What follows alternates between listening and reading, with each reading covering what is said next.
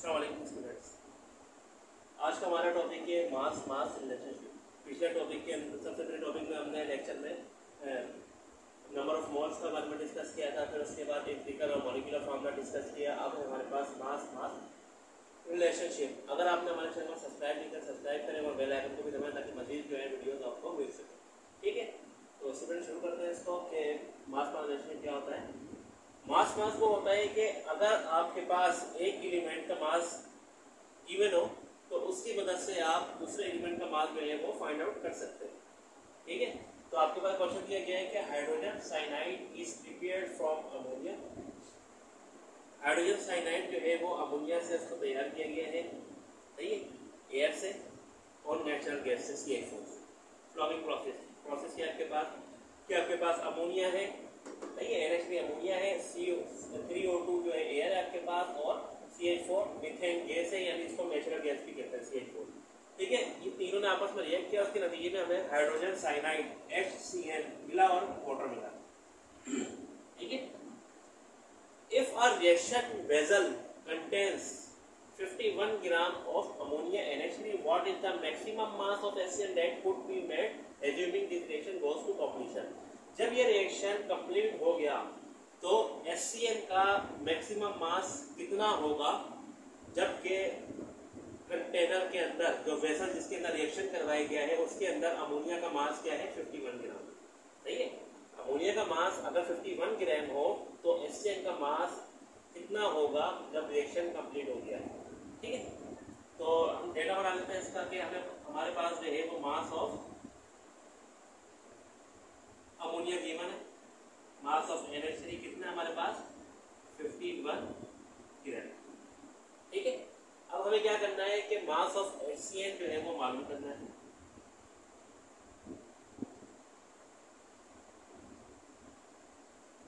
ठीक है, mass of HCl हमें क्या करना है, फाइंड आउट करना है। अब हमारे पास जो इक्वेशन मौजूद है वो है 2 NH3 plus 3O2 plus 2 CH4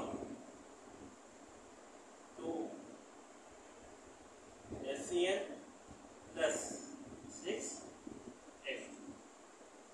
ठीक है, अब आपके पास क्या मौजूद है, ये इक्वेशन मौजूद है। अब आप सबके मॉलिक्यूलर मास निकाल सकते हैं, इससे बिल्कुल निकाल सकते हैं। क्या आपके पास जो है वो हाइड्रोजन के 3 मोल है तो 1 into 3 और 17 इसका, तो कितना होगा 17।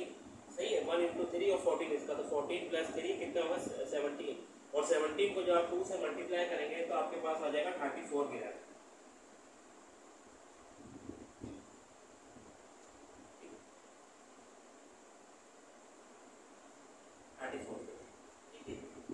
अब आपके पास ऑक्सीजन का होता है 16, जब 16 को आप 2 से मल्टीप्लाई करेंगे तो आपके पास आ जाएगा 6 2 32, और जब 32 को आप 3 से मल्टीप्लाई करेंगे तो आपके पास आ जाएगा 96 ग्राम।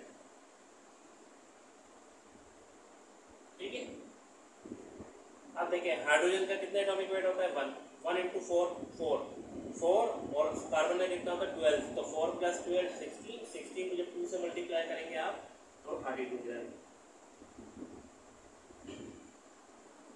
ठीक है, अब ये है HCl। अब ये है हाइड्रोजन साइनाइड। अब हाइड्रोजन साइनाइड में क्या करेंगे कि हाइड्रोजन का जो मॉलिक्यूलर वेट होता है वो होता है 1। इसका कितना होता है कार्बन का 12, नाइट्रोजन का कितना होता है 14 प्लस 12 26 प्लस 1 27, और जब 27 को आप 2 से मल्टीप्लाई करेंगे तो आपके पास क्या आ जाएगा, 27 को जब आप 2 से मल्टीप्लाई करेंगे 25 और 25 54 ग्राम। ठीक है, वाटर का भी निकाल लेते हैं। वाटर का कितना है कि इसका 16 और इसके 2 कितना हो जाएगा 16 और 2 18, जब 18 को आप 6 से मल्टीप्लाई करेंगे तो आपके पास क्या आ जाएगा 18 into 6 108 ग्राम। ठीक है, तो ये इक्वेशन है और इसका आपने क्या निकाल दिया, मॉलिक्यूलर वेट निकाल दिया। अब आपको क्या करना है कि अमोनिया की मदद से जो है अमोनिया की मदद से जो है आपको हाइड्रोजन साइनाइड का मास निकालना है। ठीक है, तो सबसे पहले एक प्रोसेस होता है यहाँ पे यूनिटरी मेथड इसको आप कहते हैं।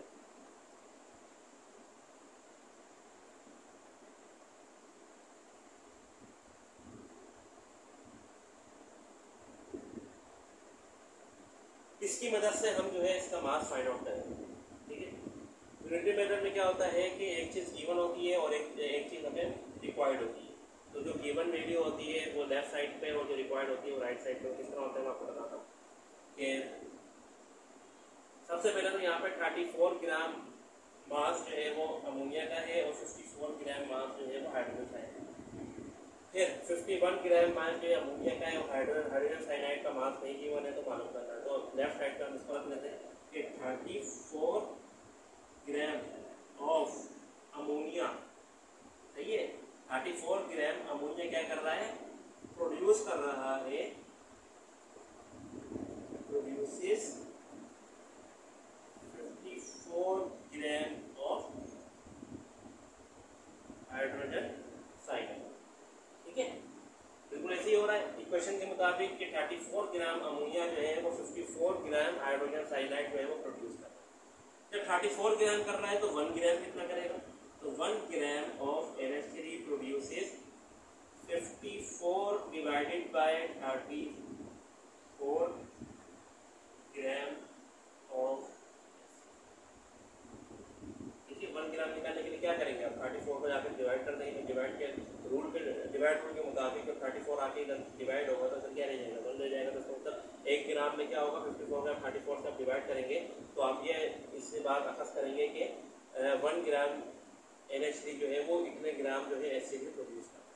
अब आपके पास कितना क्या है, 51 ग्राम। तो 51 ग्राम कितना करेंगे, 51 gram of NH3 produces 54 divide by 34 into 51 gram of HCl। अब आप क्या करेंगे, 54 को डिवाइड करा देंगे 34 से और मल्टीप्लाई करा देंगे किससे, 51 से। तो आपके पास जो है आएगा 81 ग्राम ऑफ,